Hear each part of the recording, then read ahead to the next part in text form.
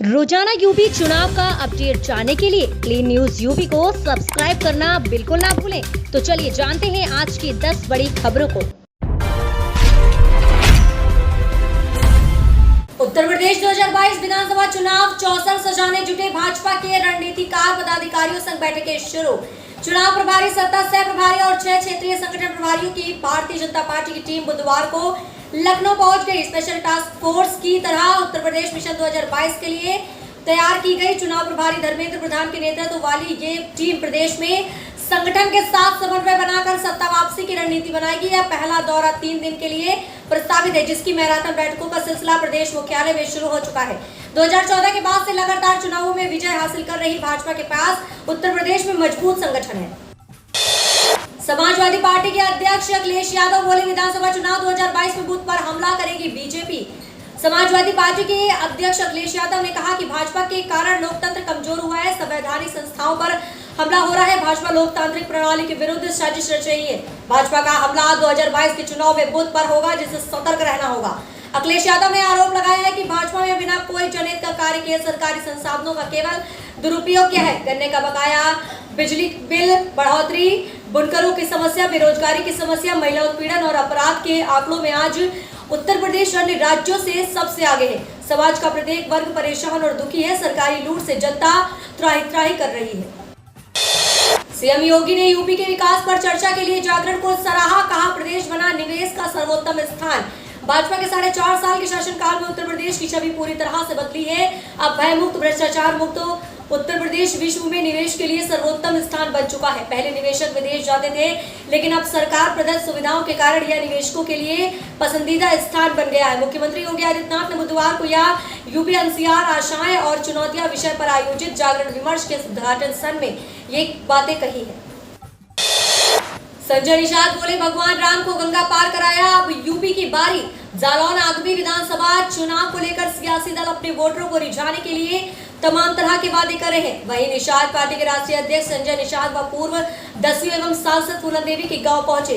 संजय निषाद ने फूलन देवी की प्रतिमा पर माल्यार्पण कर देश में निषाद समाज के लोगों का कद ऊंचा करने की बात कही। निषाद समाज की 18% की भागीदारी है और इस समाज के लोगों ने भगवान राम को गंगा पार कराया था, जिसके बाद से राम राज्य की स्थापना हुई। वहीं निषाद समाज बीजेपी से गठबंधन। संभल में ओवैसी ने बीजेपी पर किया हमला, कहा सिर्फ वोट के लिए हमें पूछा जाता है। एआईएमआईएम अध्यक्ष असदुद्दीन ओवैसी ने योगी सरकार पर बड़ा हमला बोला है। उन्होंने कहा कि यूपी में चुनाव होने जा रहे हैं। यूपी चुनाव में हमारी 2 कोशिश होंगी कि यूपी में दोबारा बीजेपी की सरकार न आए। वादा करता हूं कि हम जीतेंगे तो मजलूम इंसान का ख्याल रखा जाएगा, क्योंकि वह आपका दीवाना खड़ा है। संभल के सिरसी में ओवैसी ने कहा कि हमारा साथ दीजिए, हम किसी के खिलाफ नहीं है, हमारा झगड़ा हिस्सेदारी का है। यूपी में जितनी भी बिरादरी है समाज की है, सबकी हैसियत और ताकत है और हमारा हाल ये है कि मुस्लिम को दूर खड़ा कर दिया जाता है। सिर्फ वोट के लिए हमारा प्रयोग किया जाता है। चुनाव के बाद हम रोज मरते हैं। शिवपाल यादव और असदुद्दीन ओवैसी की मुलाकात, क्या अखिलेश यादव और शिवपाल के बीच खत्म होंगी दूरियां? उत्तर प्रदेश में सियासी जोड़ तोड़ के बीच प्रगतिशील समाजवादी पार्टी के अध्यक्ष शिवपाल यादव और एआईएमआईएम के अध्यक्ष असदुद्दीन ओवैसी के बीच मुलाकात के कई मायने हैं। क्या सब वैसा ही है जैसा दिख रहा है, या किसी बड़े प्लान के तहत ये दोनों नेता साथ बैठे थे? क्योंकि ओवैसी की शिवपाल से मुलाकात सूबे के चुनाव पूर्व कई समीकरणों को गड़बड़ कर सकती है। वजह साफ है कि पहली बार यूपी में इस बड़े स्तर पर चुनाव लड़ रहे ओवैसी भले ही बीजेपी से लिए नुकसानदेह साबित ना हो, लेकिन उनकी मौजूदगी विपक्ष के लिए कई विधानसभा सीटों पर मुश्किलें खड़ी कर सकती है। हालांकि इससे पहले भी ओवैसी की पार्टी यूपी में साल 2017 में चुनाव लड़ चुकी है। क्या सचमुच गाजियों की धरती रहा है यूपी का संभल? ओवैसी ने नए विवादों को दी हवा, जाने पूरा इतिहास। संभल लखनऊ उत्तर प्रदेश के विधानसभा चुनाव नजदीक आ रहे हैं। इस बार के चुनावों में ओवैसी की मौजूदगी खास चर्चा में बनी हुई है।